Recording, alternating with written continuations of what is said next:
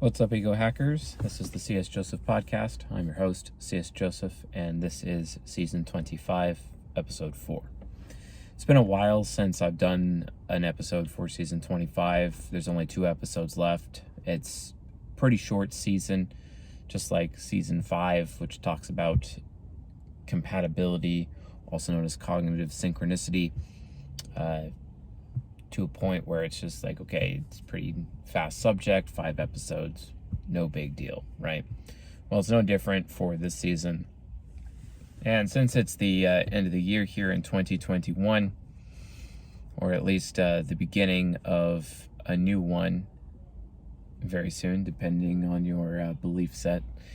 But it's just important to do some housekeeping. So I'm going to be finishing up some seasons that haven't been finished so that we can go headlong right into the new content, which is going to be pretty significant.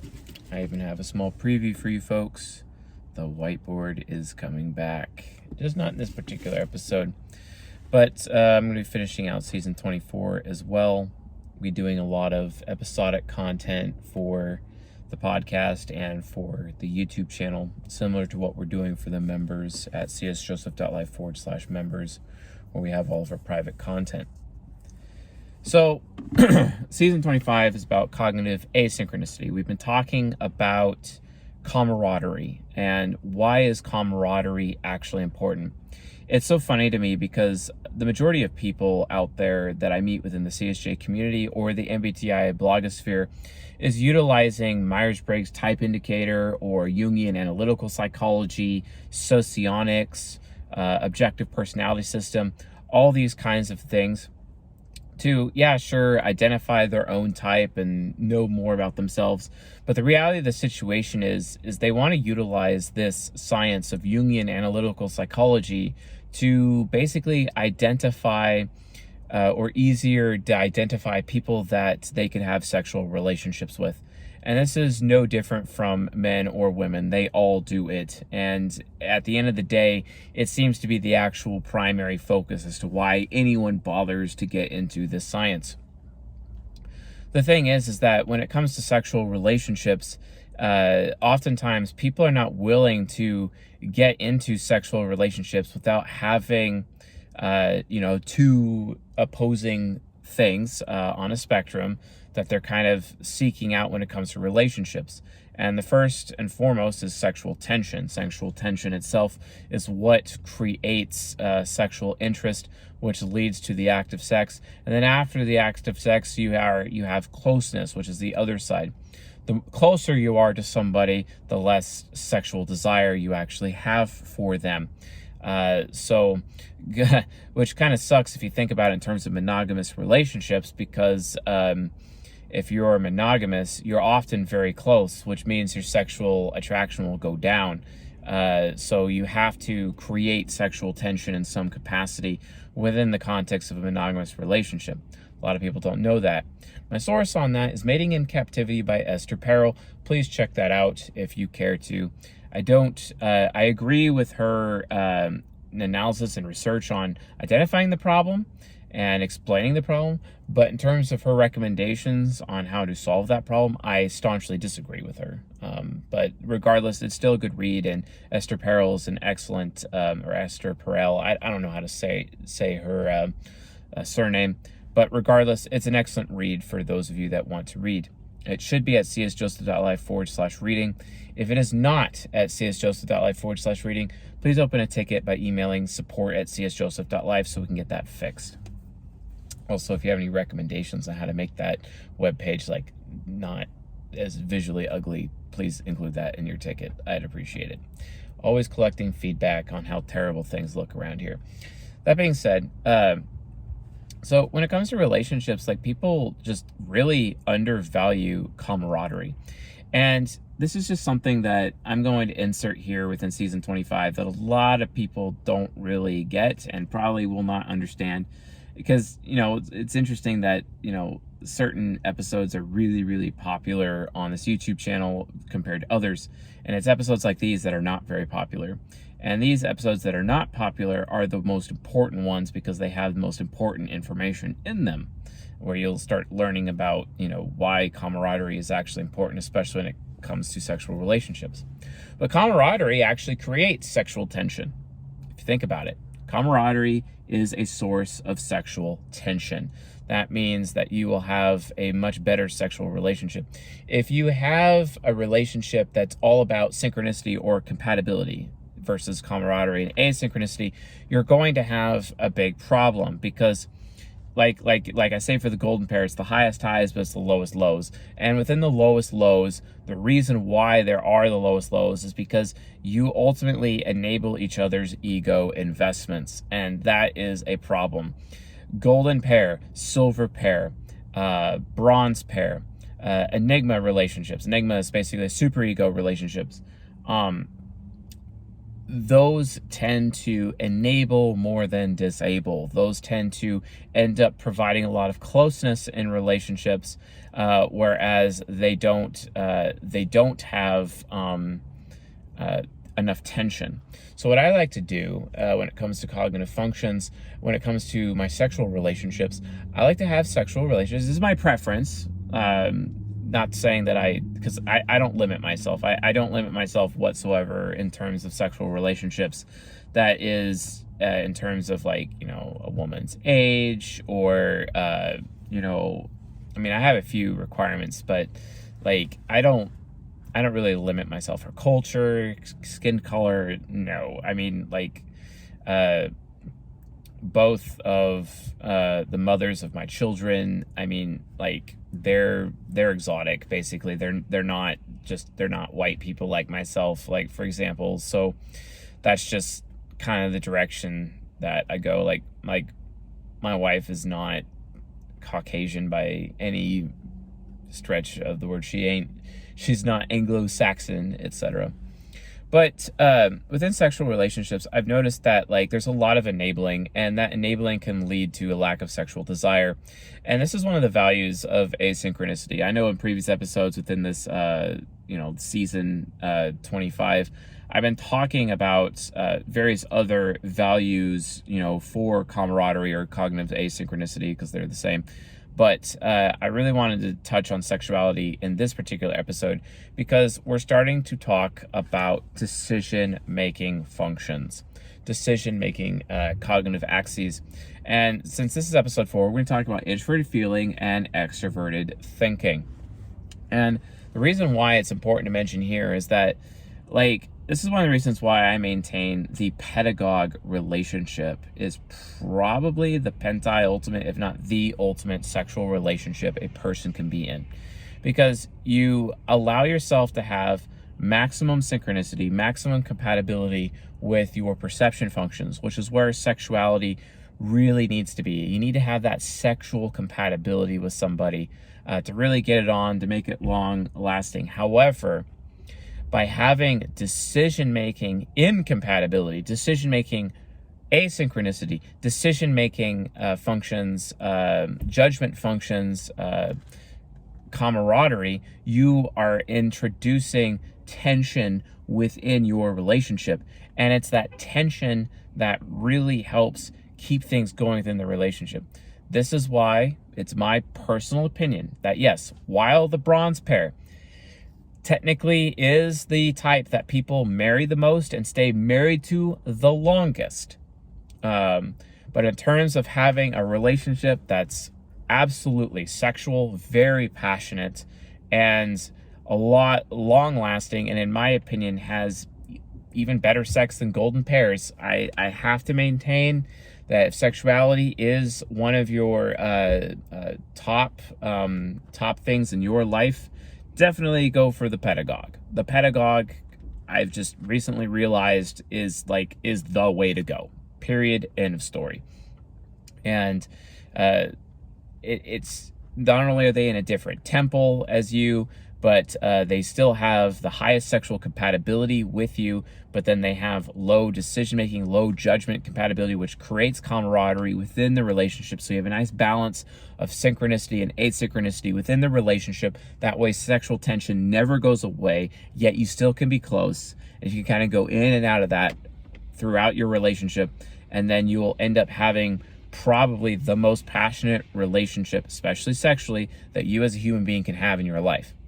That's not to say that you should not have sexual relationships with other types. I highly recommend you do. And I also recommend that, like me, that you don't limit yourself. I don't limit myself. That means if I'm going to have a sexual relationship with an ISTJ, I just might.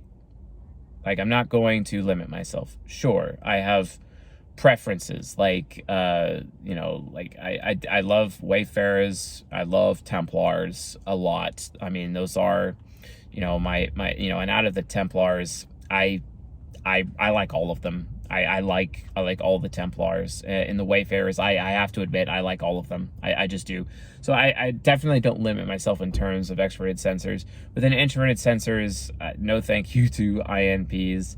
And honestly, if there isn't any like FIT, so basically probably just an ISTJ, maybe the only SI user that I may engage in a sexual relationship with, because at least they have, and maybe an ISFJ, so like basically SI heroes, because at least their SE is a nemesis.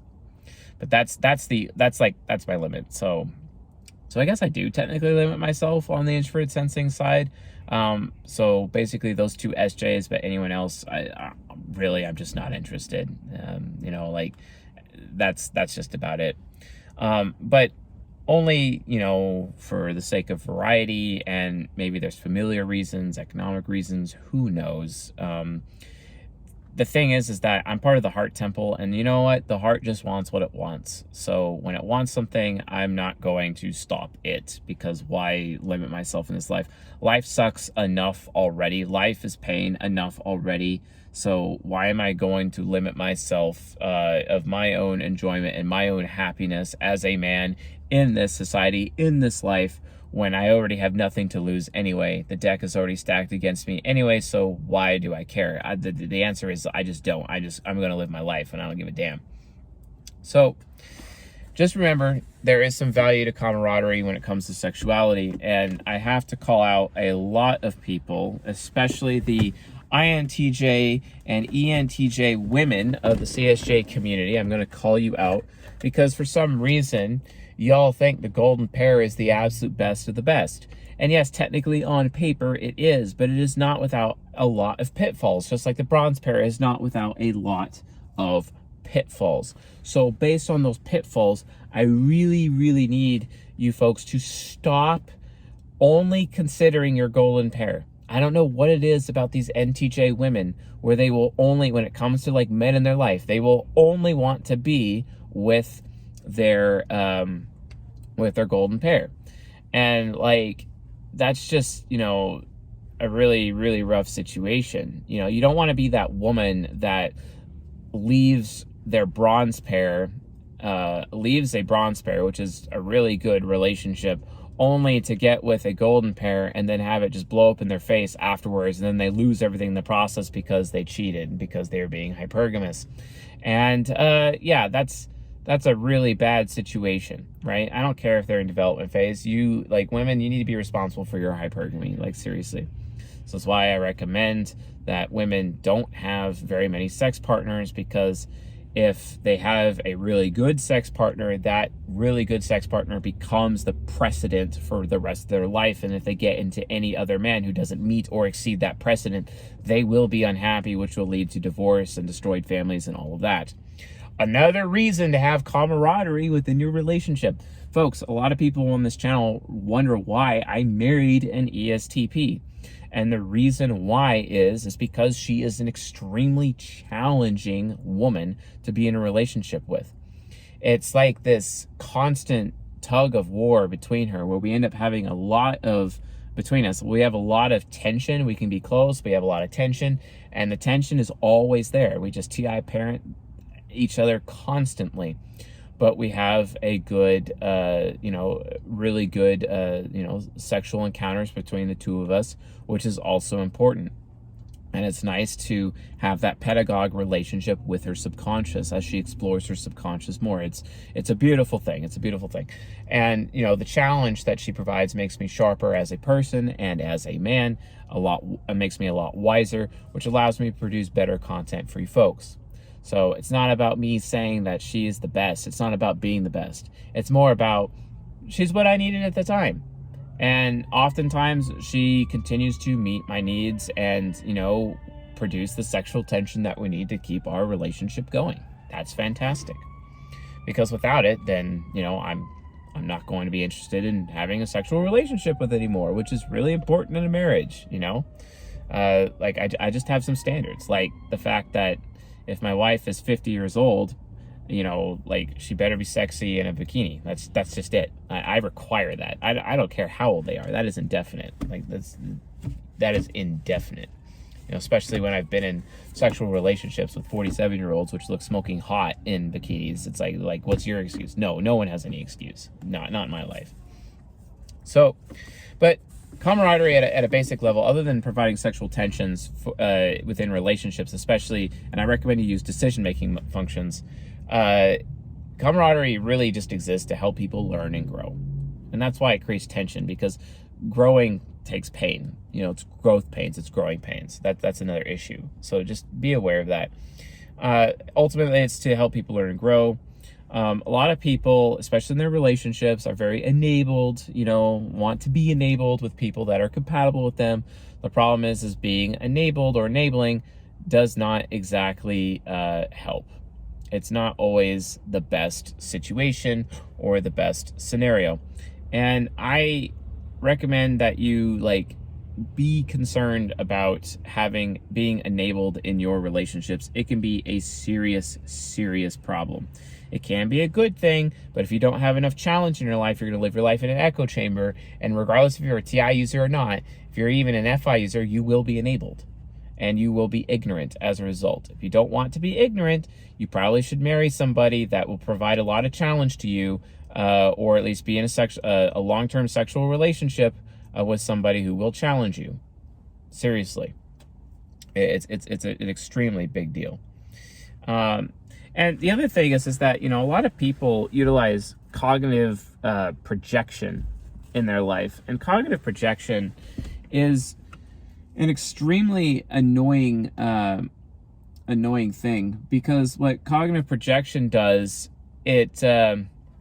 people just automatically use their brains to figure out, because their subconscious and their conscious they're trying so hard to find their shadow or find their superego inside of other people consistently. And they're projecting their golden pair on other people, trying to find someone who is compatible with them, someone who is their golden pair, etc., so they can experience those highest highs and those lowest lows. And we're just biologically, psychologically programmed to do this by default. It's called cognitive projection. Our brains are seeking out the people who are the most compatible with us. But our brains don't seek out camaraderie very easily, mostly because when we are around asynchronous people who are incompatible with us, guess what happens? Well, there's a lot of pain. Those people make fun of us. Those people bully us. Those people criticize us. Those people challenge us. And our brains just don't like being challenged. We're kind of lazy. We like being in our comfort zone for those SI users. We don't want our freedom or choices taken away for the NI users. And anyone in our life that makes us uncomfortable, or anyone that may threaten our freedom, is somebody that we absolutely just cannot stand. And as much as there's anyone that may potentially cause us to lose reputation or social status, or someone who won't listen to us, or someone who doesn't care about our values or our principles, or someone who calls into question or questions it, we don't want to be questioned. And that's a problem. And that's a problem with our personal growth, etc.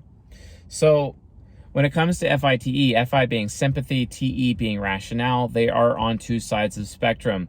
And it's really important that FITE users surround themselves with other FITE users in their life. TE users or rational people, their job is to provide other people, or provide anyone in general, with input like data and information, or factoids. If I'm speaking like David Asprey, I'm not a fan of David Asprey. I can't stand that ENFP. But it's an issue. It's a thing. And, like I said, everyone's just trying to be enabled. No one wants to be disabled. But the reality of the situation is, unless you allow yourself to be disabled, you ain't going to grow. You're not going to grow at all. You're not going to grow as a person. So if you want to grow as a person, you need to have people in your life who are going to disable you, okay? And not enable you, right? That's where this comes from. That's why it's important. So let's talk about like how FI and TE users are similar, but also different. So an FI TE user, the FI parent or hero, how they approach life is this. They seek to support their values by weighing any meaningful evidence presented to them. And the TE heroes and the TE parents, what they do is they seek to collect data information to examine existing standards to find values worth adopting, okay? So it's either the value that is, and they're trying to find data that supports their value that they already have, or they have...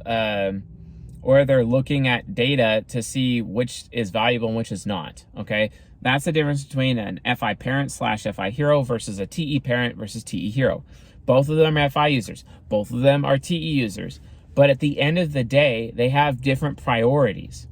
And it's really, really important for FI heroes to be around TE heroes, to be around TE parents, for FI parents to do the same thing, and then vice versa. It's super mega important. The reason why is that TE heroes oftentimes challenge the FI heroes and the FI parents, so that the high TE users, the high rational people, the high rational types, they challenge the FI heroes and parents to be like, hey, it's nice that you have that value, but you can't just cherry pick which data out there you need that fits your already pre-existing values, that you just subjectively chosen that was your value. You need to challenge your ego investment. Oh, wait a minute. That's the purpose of camaraderie, challenging your ego investments. And no one is more ego invested than an FI hero and an FI parent, to the point where it is effing annoying. I cannot stand FI heroes and FI parents sometimes because they have their little ego investments, but they're not willing to listen to it. And they're only willing to look at information that already pre-fits their ego investments. And it's so funny when an FI hero and an FI parent accuse everybody else of confirmation bias when it's they themselves who are confirmation biased. This is what TE heroes and parents do to FI heroes and FI parents. They call out the FI heroes and FI parents as, hey, guess what? Guess what? You are confirmation biased. Oh. But, what really annoys the FI heroes and the FI parents about the TE heroes and the TE parents is that for some reason, the TE heroes and the TE parents all think that every one of their problems can be solved with taking a survey. Oh my God. How many times have we seen Tanya Bordoy or Thomas Began or Amr Tajuddin inside of the C.S. Joseph Facebook group constantly putting up questions to take a survey because my TE hero, my TE parent, just to see what everyone else is thinking before I make a decision. And then and it's so funny because to watch the FI heroes and the FI parents be like, wow, really? Really? You're going to solve all of your value issues with a survey? No, you're not. Maybe you should actually figure out which values you actually care about first, instead of trying to allow the group think determine your values for you, TE heroes, TE parents. And of course, the high TE users tell the high FI users, well, how dare you be confirmation biased, and then the high FI users tell the high TE users, well, how dare you be lazy with taking your little surveys? Surveys, correlation is not causation. That's literally what they're going to say. That's what high FI users tell the high TE users. Correlation is not causation, guys. That doesn't mean you could be making decisions, having standards, or developing the standards, or these morals, or these values, these set standards that you have for your life based off of what? A survey to people inside of a Facebook group? Oh my God, it reminds me of my ex-girlfriend, Andy Andrea. She literally would go to an INTJ Facebook group and post about ENTPs and what other supposed INTJ women within this INTJ women Facebook group and their relationships with ENTPs just before she decided to, go on a date with me, etc. And then I'm like, wow. What percentage of those people claiming to be the INTJ master race of those women, especially with their solipsism, are actually INTJ women? No, they're not. Even my TE critic realizes that that's stupid and inaccurate. And then all the high FI users out there, the FI heroes and the FI parents, would be like, oh my God, look at that person conducting their survey. I'm like, wow, correlation is not causation, especially since because the data is just so subjective. And even the high FI users know how subjective the data is. They really do. But then the high TE users say, well, you just have confirmation bias. And it's just constant back and forth between the two of them. Well, guess what? That's a good thing. Because that's how FITE users keep each other honest. And might keep each other honest, and they're expecting honesty from the other person. It's like, okay, it's like imagine an ENFP and an INTJ in a relationship, something I would actually recommend to Andy, having a sexual relationship with an ENFP, marrying an ENFP. I think that would be great for her as a person. Absolutely. Because he's all about his status. He's all about how he feels. And he'd always call her out for her little surveys and her correlation for causation, but she'd call him out for his confirmation bias. And they just keep each other honest. They keep each other straight, so they're not making dumb decisions on a consistent basis, yet they still have the highest possible sexual compatibility there. And the sexual tension is always present. The closeness is always present. It's literally the ideal relationship for someone like her, especially, where given her past and where she's come from, and, the businesses that she wants to create in the future and where she's going in life. And she would have heavy benefit for, being in a committed relationship with an ENFP man.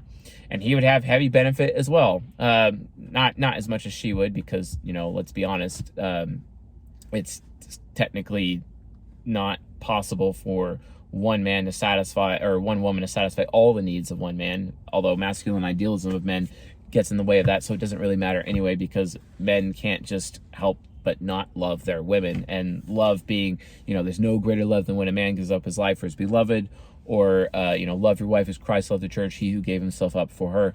Masculine idealism is still there. So you girls listen to me say that. You don't have to freak out about that, because that's why we have masculine idealism, to love our women. That's the reason why, for example, according to the prophet Hosea, that God didn't abandon Israel, even though Israel, his woman, cheated on him all the time and was like a total hypergamous hoe with other gods and goddesses and idols and shit. So there's a reason why, just, from a metaphysical example.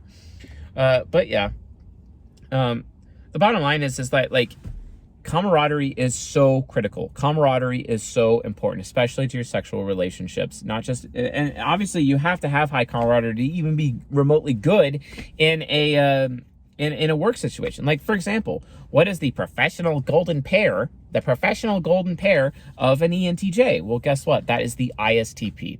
They have highest decision-making compatibility, but they have very low perception or even sexual compatibility, obviously, because it's not really necessary for work. It's all about decision making. You see what I'm saying? Because work is more about decision making. That way, perceptions are not being enabled. That way they don't miss something when it comes to conducting business. Because it's not like they're conducting sex, they're conducting business. It's completely different. Same thing would go for war, by the way. When fighting war, you want to have the professional compatibility situation. You don't want to have, a pedagogue or sexual compatibility as a result. So anyway, folks, this is why that's important. This is kind of how those two functions interact with each other, FI and TE, and how they're actually good for each other from a compatibility standpoint, or from a camaraderie standpoint, even though they are incompatible. Super mega important, folks. So Anyway, that's it for this episode. This is season 25, episode 4. I'm C.S. Joseph. Thanks for watching. And yeah, I'll see you guys tonight. Later.